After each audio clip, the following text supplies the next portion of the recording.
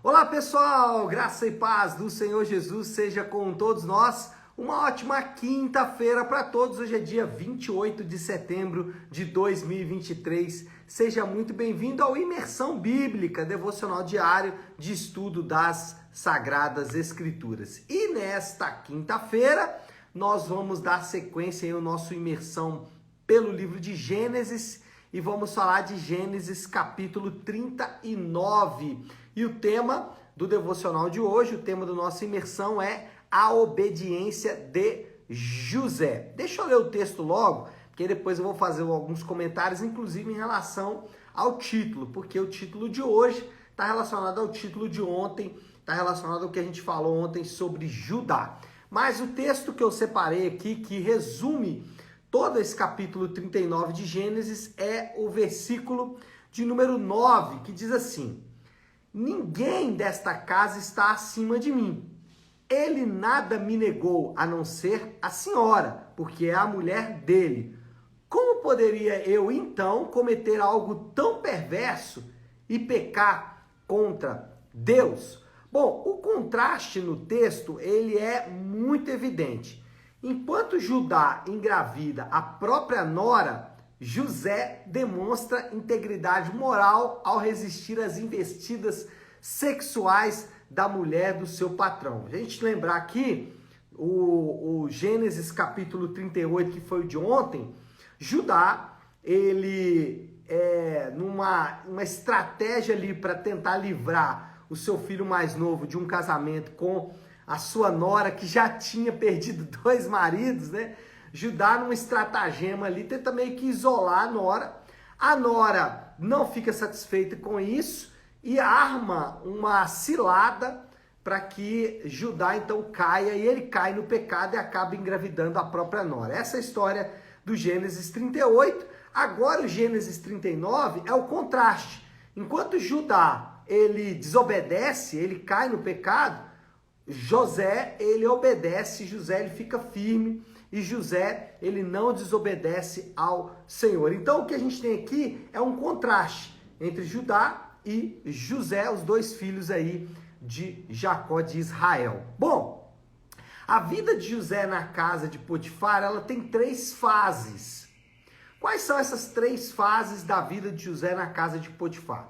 A primeira fase é a prosperidade, ou seja, a palavra de Deus, a Bíblia, ela afirma que o Senhor, Ele mesmo, Deus, prosperou abundantemente o trabalho de José na casa de Potifar. E essa primeira fase aqui vai do versículo 1 até o versículo de número 13, né? Não, versículo de número 16. É todo o tempo ali da fase de José na casa de Potifar. Tanto é que depois lá na prisão ele continua prosperando. Mas por hora vamos falar aqui dessa primeira fase. José prospera e prospera abundantemente ali na casa de Potifar.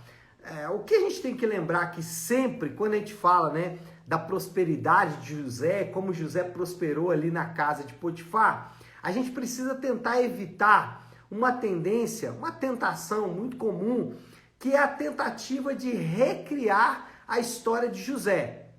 Então, José teve uma história ali na casa de Potifar em que ele prosperou muito, e às vezes a gente vai falar, tá vendo? Assim como Deus prosperou José, ele vai me prosperar também. É claro que Deus pode te prosperar, eu acredito nisso. Deus pode te prosperar? Sim, a palavra de Deus ensina isso. Porém, ele não vai fazer isso porque ele fez com José. Uma espécie de, bom, se você já fez com ele, faz comigo também. Não nos parece que é essa a realidade. Então, não vamos tentar recriar a história de José nos nossos dias. E outra coisa que a gente tem que saber é que a prosperidade de José, ela estava dentro dos planos de Deus. A gente tem que se lembrar que depois, né, na frente na história de José, e aí para nós que estamos aqui hoje, anos e anos depois do acontecido, é muito fácil olhar para essa situação e passar batido nas sensações que aconteceram ali. O que eu quero dizer com isso é que hoje a gente olha para o texto e sabe que lá na frente, José, ele foi ali como uma espécie de primeiro-ministro do Egito. Mas naquele momento de José ali, a coisa não estava caminhando nesse sentido, né? Pelo contrário. O que eu quero mostrar aqui é que se você ler toda a história de José, você vai perceber que a prosperidade de José ela estava dentro dos planos de Deus. Os planos de Deus incluíam ali a prosperidade de José. Como em outros casos, a carestia, né, a falta, também estava dentro dos planos de Deus. Mas nesse caso, o que estava dentro dos planos de Deus era a prosperidade. Então a gente tem que ver essa prosperidade de José com essa lente. A lente de que ela estava dentro dos planos de Deus. Senão a gente vai achar que esse é o modus operandi de Deus. Prosperar todos os seus filhos. Não. O modus operandi de Deus é fazer tudo para que os seus planos sejam concretizados. E fazer tudo aí vai envolver algumas coisas. No caso aqui de José, envolveu a sua prosperidade. Então a gente tem que lembrar que a prosperidade não é o fim em si mesmo, ela é o meio. O fim é o plano de Deus, é o propósito de Deus. Esse sim é o plano central, esse sim é o fim, esse sim é o objetivo de Deus. A segunda fase da vida de José na casa de Potifar é o problema. José estava tendo um problema, e era um problema que era bem singular, né? Assim, a mulher de Potifar, vendo que ele era um rapaz de boa aparência, se afeiçoou por ele. Na verdade, ela sofreu ali com a tentação de querer ter relações sexuais com José. Só que a fé de José, ela influencia o seu comportamento. O que influenciou o comportamento de José foi a fé dele. Por quê? Ele fala, cometer adultério seria pecar contra Deus. É interessante o versículo 9, porque José começa a dar ênfase para Potifar. Ele disse, olha, Potifar me colocou aqui como senhor da casa, excluindo apenas você. Como eu poderia pecar contra Deus? Percebe que o dilema, ele era um dilema espiritual, não era um dilema natural, não era um dilema físico. José, ele estava entre dois deuses. E essa é, de fato, uma batalha terrível. Uma batalha de escolher entre duas divindades. E aqui, né, pode parecer que essa escolha ela é autônoma, mas não é. Mas o ponto aqui não é tratar da escolha autônoma, é perceber que isso sim é batalha espiritual. Às vezes nós pensamos que batalha espiritual é batalha contra demônios, contra Satanás, e a gente tem que fazer ali as vitórias territoriais e tal. Mas a Bíblia não apresenta a batalha espiritual como essa batalha. Pelo contrário, a Bíblia apresenta uma batalha espiritual que é muito mais poderosa, que é em relação ao trono do nosso coração. E todos nós enfrentamos essa batalha. Todos nós vamos ter que decidir quais são os deuses ou qual Deus nós vamos adorar. Ou amamos o Deus verdadeiro ou amamos os outros deuses. Por isso que o primeiro mandamento já começa dizendo, ame o Senhor sobre todas as coisas. José estava diante deste dilema, amar o Senhor ou amar o sexo, amar o Deus Todo-Poderoso ou amar o Deus que criou todas as coisas, inclusive o sexo, ou amar a coisa criada, no caso, o sexo. Agora, não se engane, você e eu, nós passamos por essa batalha o dia inteiro. Então, não se engane, só vencemos essa batalha pela graça e pelo poder do Espírito Santo. Não vamos vencer essa batalha na força do nosso braço, não vamos vencer essa batalha na força dos nossos pensamentos, da nossa mente. Não, essa batalha ela é vencida pela graça de Deus. É a graça de Deus que nos dá a vitória. Talvez você pode olhar aqui para José e dizer, nossa, José foi muito bom porque ele saiu correndo. Mas o que a Bíblia ensina em vários lugares é que o Espírito Santo ele nos dota de capacidade para resistir contra essas forças do mal. Lá em Romanos capítulo 8, o apóstolo Paulo vai fazer exatamente esse contraste entre aqueles que são guiados pela carne e aqueles que são guiados pelo Espírito. Quando você pega as características daquele que é guiado pelo Espírito, você chega em José. Logo, nós concluímos que José, ele foi guiado pelo Espírito Santo, ele foi capacitado pelo Espírito Santo. E assim somos nós também. Se tentarmos resistir às tendências pecaminosas do nosso coração, pela força do nosso braço, vamos perceber que essa é uma batalha inócua, que essa é uma batalha sem sentido, que essa é uma batalha inglória, perdida.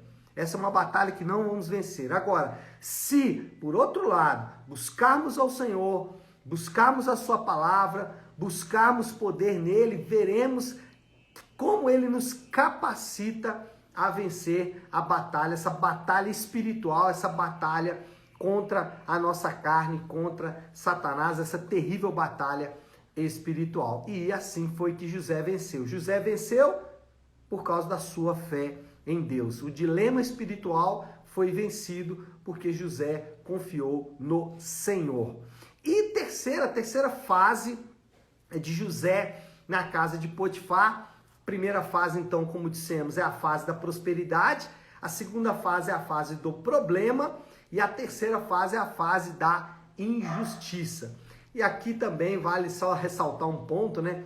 Quando a gente fala dessas três fases, isso não significa que nós também vamos passar por essas três fases em nossas vidas também. Não é por aí, a coisa não caminha dessa forma. Bom, mas falando então da injustiça, José foi preso por não cometer um crime. É isso mesmo, José acabou indo para a prisão, não pelo crime que ele cometeu, mas pelo crime que, deixa eu refazer isso aqui. Ele foi para a prisão não pelo crime que ele cometeu, mas pelo crime que ele não cometeu, pelo fato de ele não ter se deitado com a mulher do seu senhor. Ainda que de maneira vingativa ela tenha afirmado que José fez isso.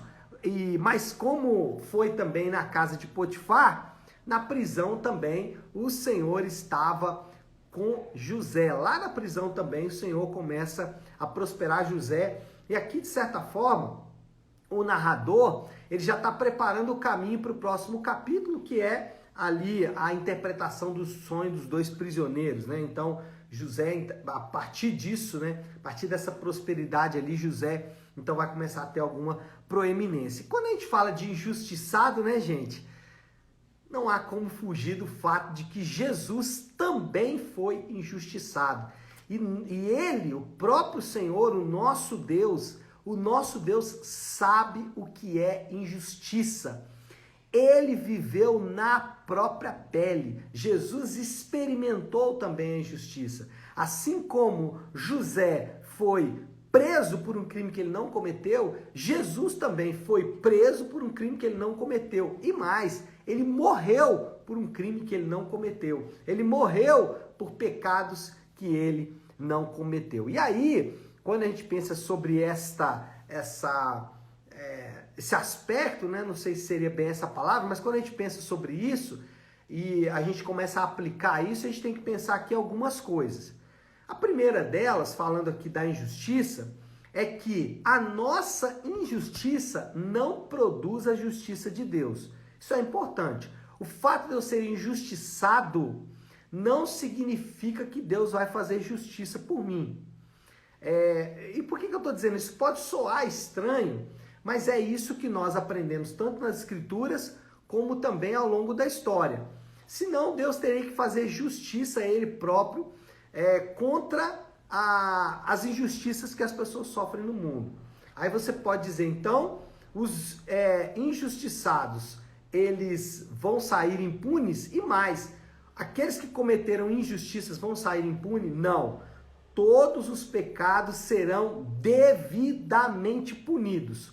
Os pecados dos justos, né? Aqui estou falando não justificados diante de Deus, mas os justos e dos injustos. Todos eles terão que pagar os seus pecados. Ou você paga os seus pecados em Cristo, ou você paga por conta própria. Mas o fato de ser injustiçado não significa que Deus vai fazer justiça por mim. Se isso fosse o caso, os injustiçados da terra seriam justificados automaticamente. E aí não mais pela graça, mas pelas obras. E aí valeria a pena ser injustiçado para sofrer ou para viver a justiça de Deus. Mas não é assim que acontece. Outro ponto aí é: confie na justiça de Deus e não na vingança. E esse também é um ponto. Muitos daqueles que estão pedindo justiça para Deus, na verdade eles estão querendo vingança e não justiça. E aí a gente volta no ponto anterior. Muitos dos que são injustiçados, eles não querem simplesmente justiça, eles querem vingança. Lembra que o Senhor disse, a vingança, acho que Davi disse, né? A vingança pertence ao Senhor, não estou lembrando aqui o local certo, mas o ponto é dizer que Deus, Ele próprio, vai cumprir ou vai fazer justiça a seu devido tempo. E talvez a reflexão mais forte aqui sobre essa injustiça sofrida por José é uma reflexão muito séria que eu queria deixar para você. Cuidado para você não ser um injusto. O nosso cuidado deve ser para nós mesmos não sermos injustos. E isso pode acontecer. A mulher de Potifar e tudo mais, eles são apenas um reflexo de como a natureza humana ela é injusta. Então, cuidado, cuide do seu coração, para o seu coração não ser injusto com outras pessoas. Bom, qual é a moral da história? Já para a gente concluindo aqui o nosso devocional de hoje, a moral da história é muito simples. A integridade moral é um sinal de confiança em Deus e nos seus propósitos. Um sinal importante de que confiamos em Deus e nos planos de Deus é a nossa integridade moral. Então, o crente ele não precisa fazer maracutaias para conseguir coisas. Ele confia nos propósitos e nos planos de Deus. Agora, os cristãos, seguindo aí na nossa conclusão, os cristãos eles devem obedecer ao Senhor para a glória de Deus e não por causa dos resultados da obediência. Isso aqui é um grande segredo aqui, é a grande pedra de toque de todo esse ensino. Se obedecermos a Deus pelos resultados da obediência, nós não estamos obedecendo a Deus de fato. Estamos obedecendo apenas para obter do Senhor alguma coisa. Por que devemos obedecer ao Senhor? Para que o nome dele seja glorificado. E aí, o desafio desta quinta-feira vai nessa direção. Se o Senhor é glorificado na nossa obediência, qual é a área da sua vida que você está sendo chamado à obediência? Qual é a área da sua vida que você está sendo desafiado aí à obediência? Você está sendo desafiado a obedecer na vida financeira, no seu casamento? Aonde você é chamado à obediência? Nessa área, lembre-se sempre, obedeça para que Deus seja glorificado. Tá certo, meu povo? Bom, acho que já podemos terminar aí. Vamos colocar tudo isso aí diante de Deus, vamos orar. Então, se você puder, pare aí um instante o que você está fazendo e vamos juntos buscar a Deus em oração. Querido Deus, Pai de amor e graça, Senhor, nós, diante do Senhor, reconhecemos que o Senhor é um Deus justo. Reconhecemos, meu Pai, que o Senhor prospera os seus filhos de acordo com os seus planos e reconhecemos, Senhor, que a nossa confiança no Senhor é a maneira em que nós vencemos as nossas batalhas espirituais. Que o Senhor nos ajude, Pai, em todo tempo a mantermos firmes. Que o Senhor nos dê graça em todo tempo e nos capacite com o Teu Espírito, nos fortalecendo em todo tempo, para que possamos manter a integridade moral. Essa é a nossa oração e fazemos isso em nome de Jesus. Amém. Amém, meu povo? Bom, então é isso. Nós vamos ficando por aqui. Que Deus te abençoe. Uma excelente quinta-feira para todos. Fiquem com Deus.